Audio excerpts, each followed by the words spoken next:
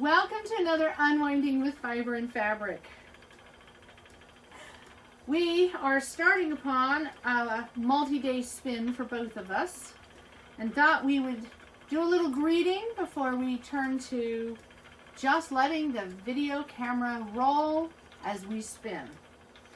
I'm spinning some yellow merino blended with kid mohair. And my son is spinning multicolored locks that are the Romney. Yep. He spent some time, I think, on the rest day yesterday. Yep. This video probably will come up, though, on Thursday. So it would have been 2 days ago by the time you're watching this video.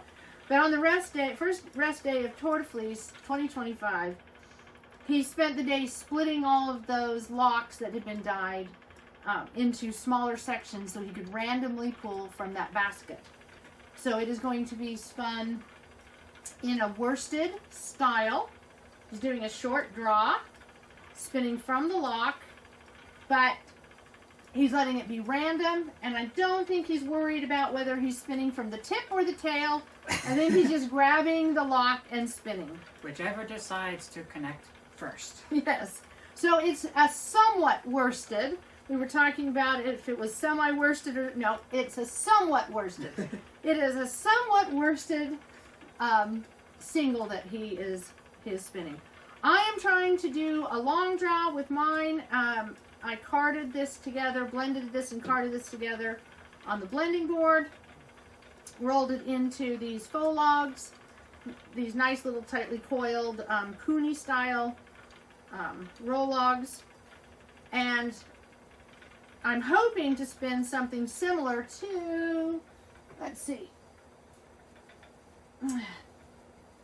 my purple that I spun last week. That's the goal. And this is how did I apply this? You know, it's really interesting. I didn't write down. I know it's a 3-ply. I chain plied it. Yes, because you only had one bobbin. I'm trying to spin it to match that.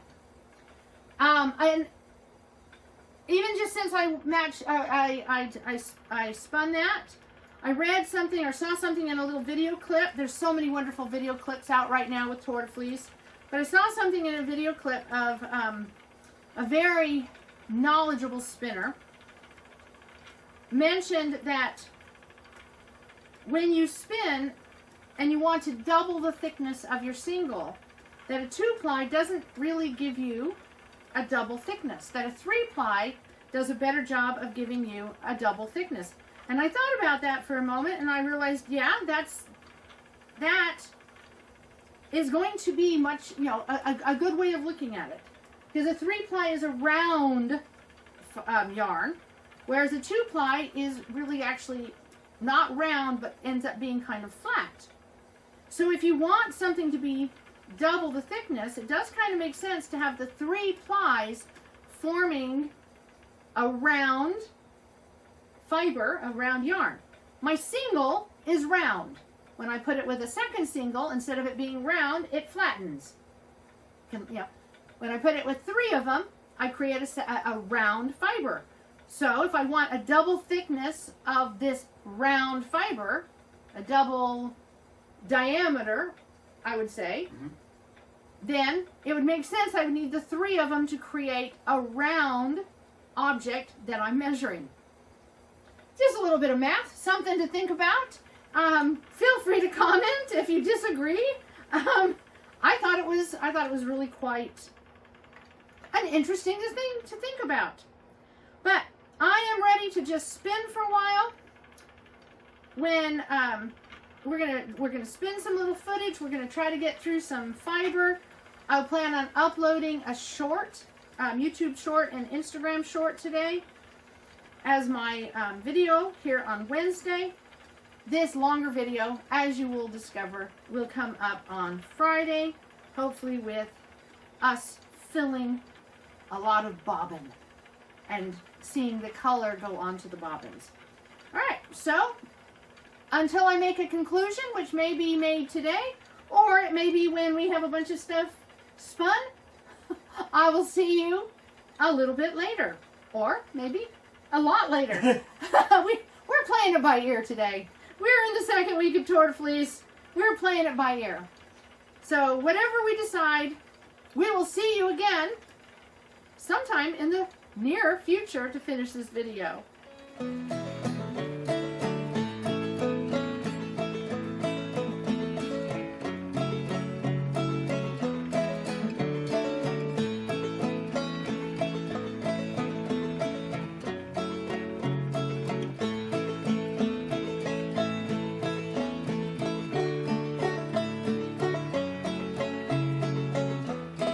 And this is the reason why people end up going back to the short draw instead of doing the long draw.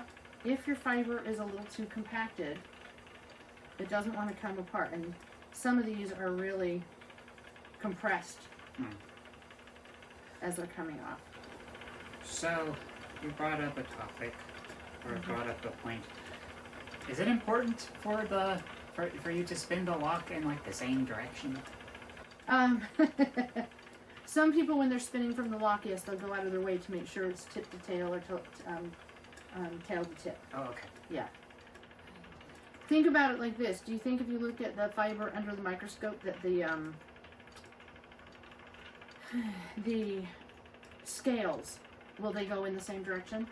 Probably. So if you're really wanting to go with a very worsted, then whether you comb it or you're spinning it from the lock, do you think having all of your scales going in the same direction may make a slight difference? Yeah. In how it grips onto its other single? Probably. Yeah. So that's the reason. So if you really want to have a I would have had to plan that though. no, it's just when you grab it, most of the time you can see it, which one's the tip to tail. It's not important. I never worry about it. It's a somewhat worsted. But if you really want it nice and worsted and smooth, paying attention when you comb, paying attention when you pick up your lock, and doing it consistent will give you a better product. Okay.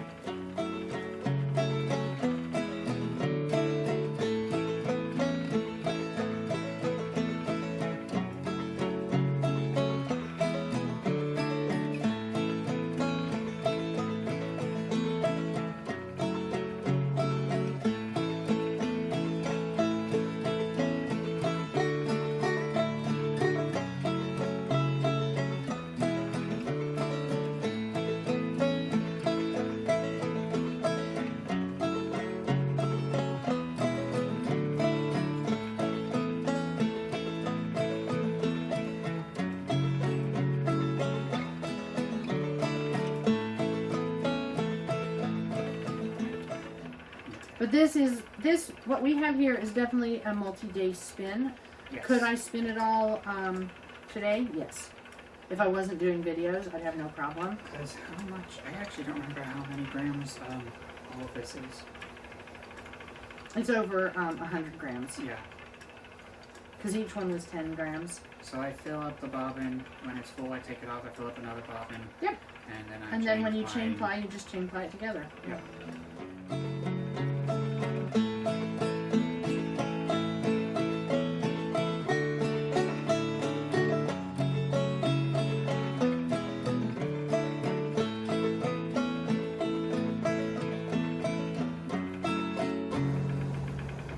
This is definitely spinning up mostly very thin.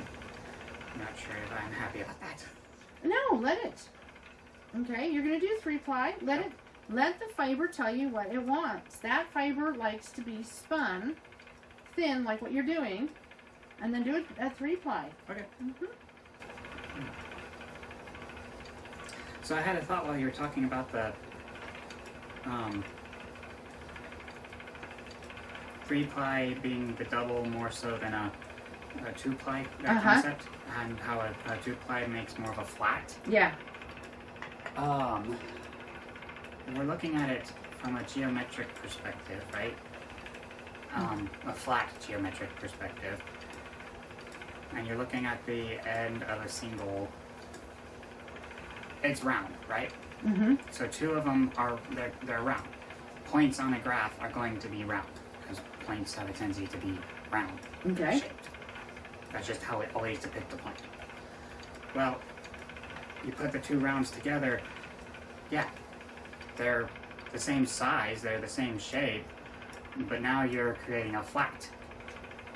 But you add a third one between the two, but on top. You're actually making a triangle, but now you have a round forming.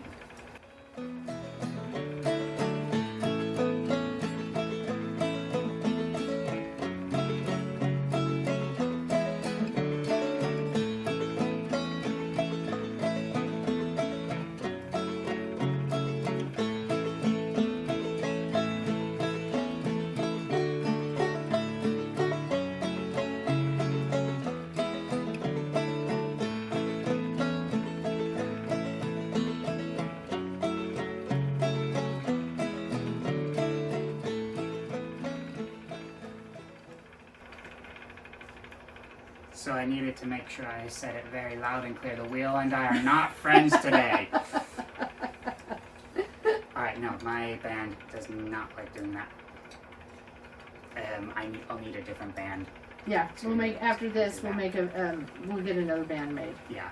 So what you want to do then is increase your treadling, Yep. but don't increase how fast you're letting it go through your fingers. Yep.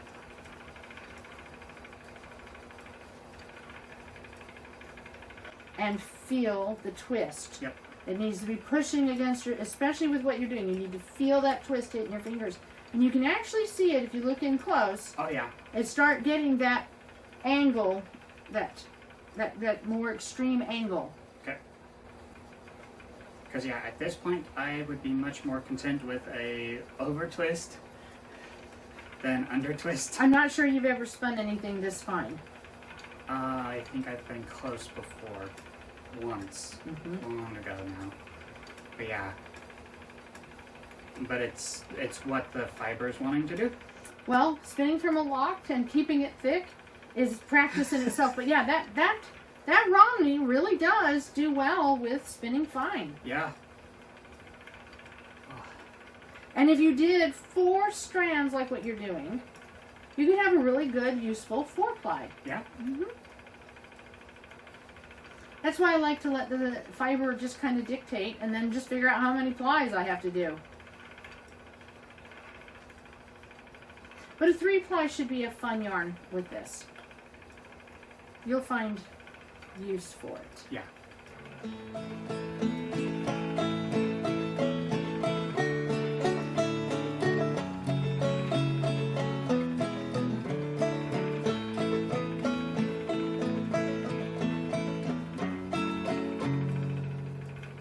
This could be, this would be no problem to turn into a bag, right?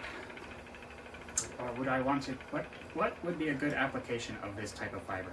This, the Romney would definitely, I think you could knit it into a bag and felt it and have a wonderful. What you're spinning right now is probably a little thin. You're going to find that my experience is that woolly, fluffy yarn felts a little easier than worsted. Because worsted is already compacted. Now, that's not to say you can't felt it, if it's a felty fiber. But what you're doing is it would take you forever to knit up the bag. Yeah. What I was thinking with this is if this was carried, if you were doing stranded knitting. Stranded? So, a couple things. Stranded could be the color work. You hear people talk about that, okay? But also people talk about stranded when you're just carrying 2 yarns together. So let's say you have a black yarn and you're carrying it with a colored, multicolored yarn like this. Yeah. It adds a little bit of color against the black, as opposed to like a barber pole if you ply 2 plies together. Well, in this case, as you're knitting, you're carrying 2 strands of yarn. Well, like the Afghans that I've made. Oh, okay. Yeah, Where yeah. just knitting with 2 strands of yarn to make the extra thickness without it being spun together. And a multicolor like this would look really lovely up against a solid. So you're carrying a strand of black, or you're carrying a strand of cream. And you're making the sweater now a marled sweater, meaning multiple colors in it, but it's muted because you have the solid with the multicolored.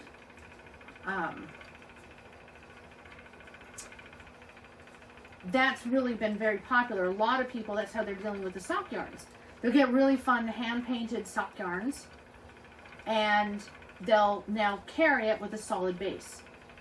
And that way their multicolored sock yarn, which is very thin, with another thin sock yarn base, you get a thicker, faster knit, but using your fun hand-painted sock yarns. So what you're doing right now could be carried along with a thicker yarn, then to make a bag or to, something of that nature. Okay. And when you're dealing with something like a rainbow like you have, that's all the more fun to mix it up against a solid base. And a solid black will give you one look. A solid white or cream will give you another look. And gray would give you an entirely different. But we probably want to avoid something like brown, because it would kind of all blend into it. Kind of all blend into it. Yeah. It's usually the black and white is what you see a lot of times. And getting undyed yarn, especially in the commercial world, is really easy to do now. And so yeah, now all of a sudden, instead of having just a cream sweater, or having a black sweater, or even having a stripy sweater, what you're creating is a muted, marled stripe going through it. And that'd be really interesting. It'd be really interesting to do a portion of this, like, do a portion with black and then a portion with white. And just see what... And have, in essence, a type of color work, not traditional color work by any means. Whoops, wrong light. Seeing what change you get in... Seeing how the color... The knit, yeah. And so when you're knitting, as you know, you put twist in the yarn. Yeah. As you knit. Well, sometimes the base color, the cream, let's say, is going to be up front.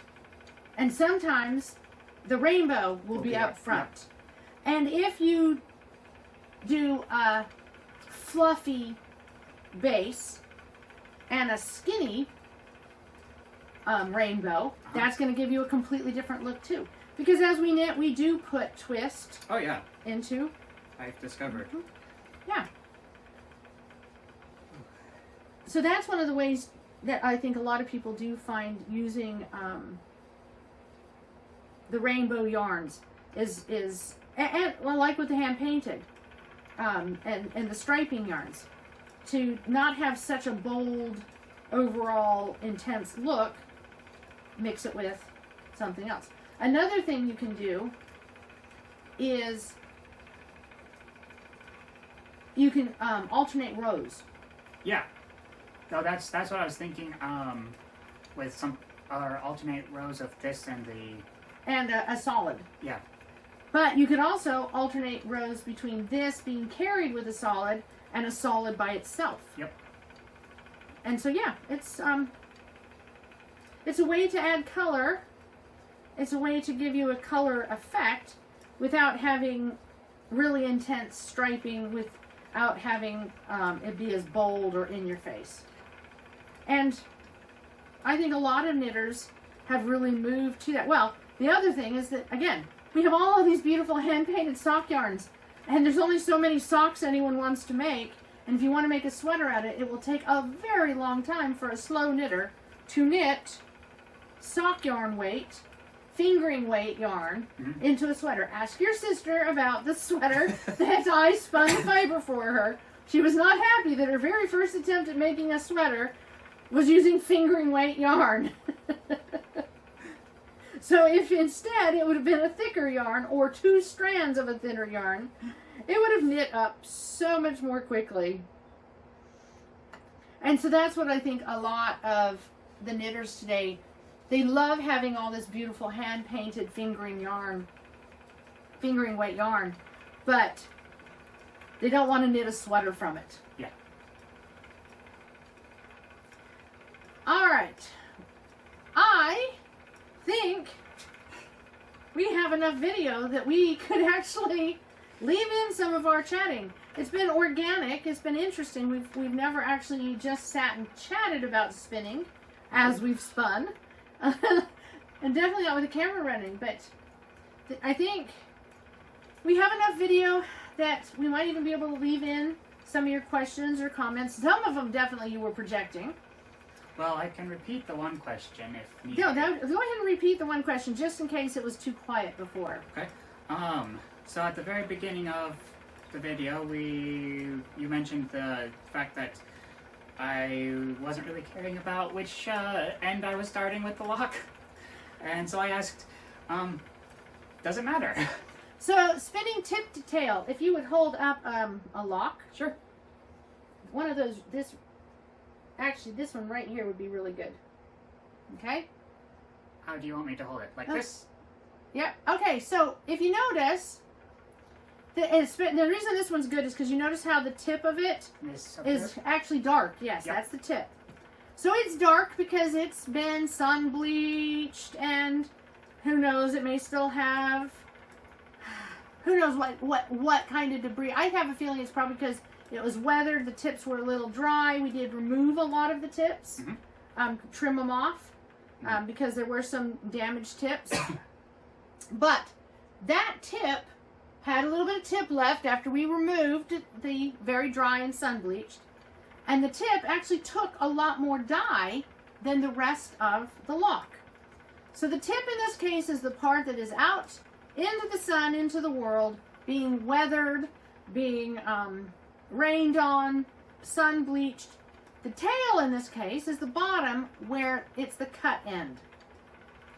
Now, if you look at any kind of animal hair, fiber, this wool, all of us know that if we've been hearing anything talking about it, that there is scales that are on the wool, the hair, and those scales, depending on their size and intensity and all that, they are part of what causes the fiber to grip together and gives it the feltability. Fiber that does not have those scales, or not prominent scales, felt less. Okay. Okay?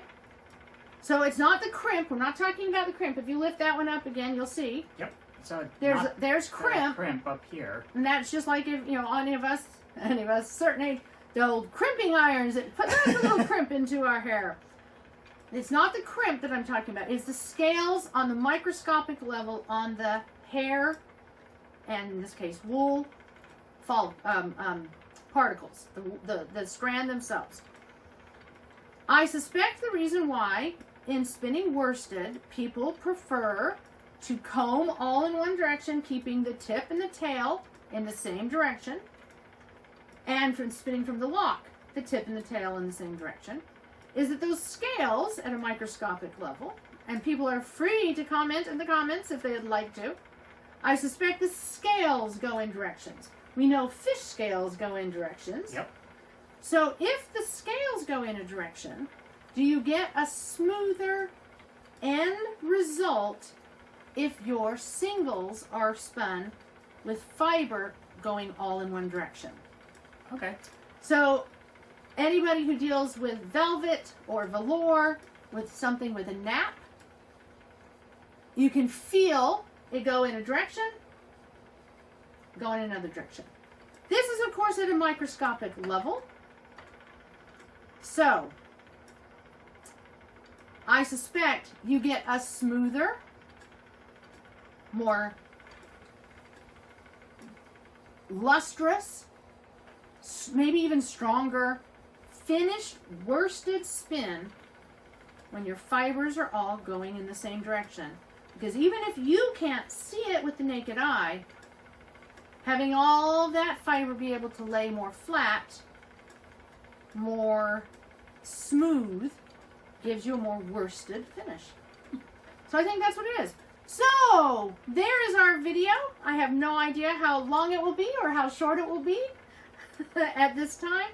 But I hope you that have enjoyed it. This has been a little bit of us just spinning toward a fleece. unwinding with fiber and fabric and a few cats, and talking a little bit about tips and tails and Yep. scales. Until tomorrow, happy unwinding with fiber and fabric.